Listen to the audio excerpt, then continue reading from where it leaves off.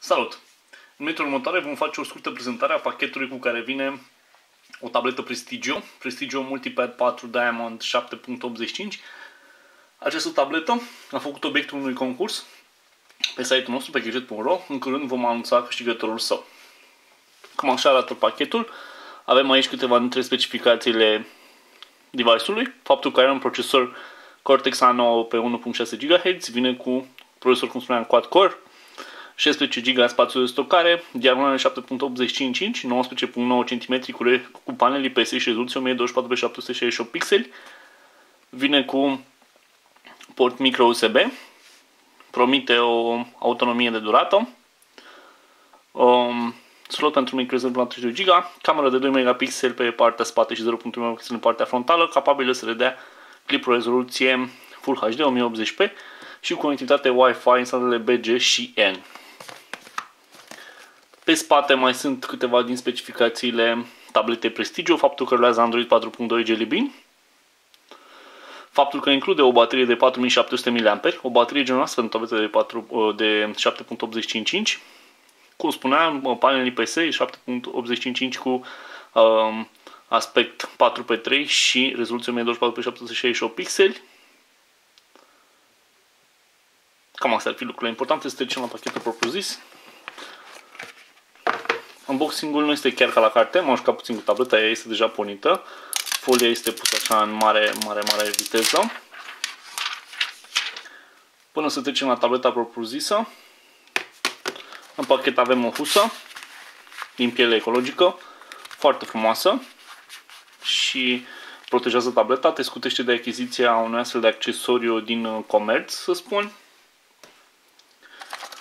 În pachet mai dăm de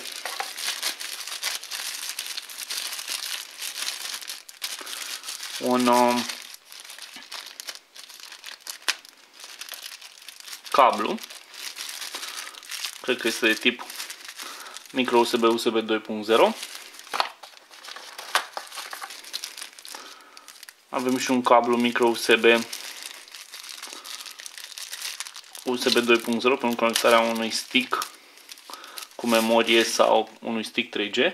Observați, băgăm la loc.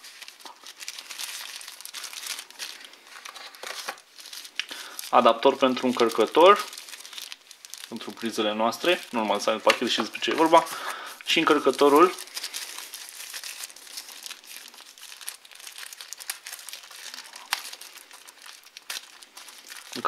tabletei, care are nevoie de acel adaptor pe care vi l-am arătat anterior, un încărcător care presupun că este pe USB 2.0, da, observați, și se conectează acest adaptor. Mi-aduce aminte puțin din punctul ăsta de vedere de încărcătoarele de la tabletele Apple, de la iPad-uri. Un încărcător din două bucăți, 3 bucăți dacă punem și cablul.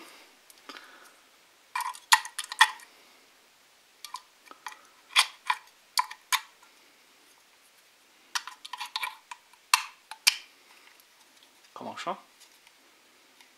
Și adăugăm cablul. Tot în pachet avem și un manual cu instrucțiuni și un certificat de garanție, cred. Amândouă la pachet. Cam acesta ar fi conținutul pachetului. Trecem la tableta propriu-zisă.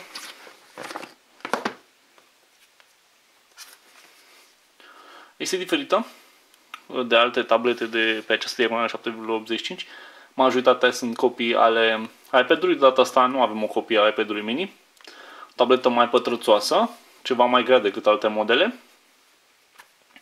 În ce privește elementul de conectivitate, avem în partea superioară jack de 3.5 mm, slot pentru microSD până la 32 GB, în lateral dreapta, butonul de power, reglarea volumului, la bază, portul micro USB și în lateral stânga niciun element de conectivitate. Spatele este mat, materiale de calitate, cum spuneam, camera de 2 megapixeli pe spate, 0.3 megapixeli în partea frontală. Pornim display-ul. Rulează Android 4.2 Jelly Bean. Ne uităm la luminozitate. Nu se testă la maxim. Android 4.2 Jelly Bean. Nu avem zonă de notificări în partea superioară. Avem notificările la bază. Observați. Și aici meniul cu aplicațiile preinstalate pe tabletă.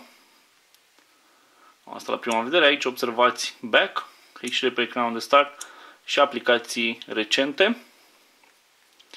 Se mișcă rapid. O tabletă care vine cu un design diferit de ceea ce am văzut până la momentul actual pe partea asta de 7,8 inch, 7,85 inch, dacă e să luăm exact cu ceea ce ne spune Prestigio. Mai multe detalii veți găsi într-un review complet. Aceasta a fost partea de, să zicem, unboxing, partea cu primele impresii. Sistemul Dragul, vă mulțumesc pentru atenție, vă doresc să aveți o zi cât mai frumoasă. La revedere!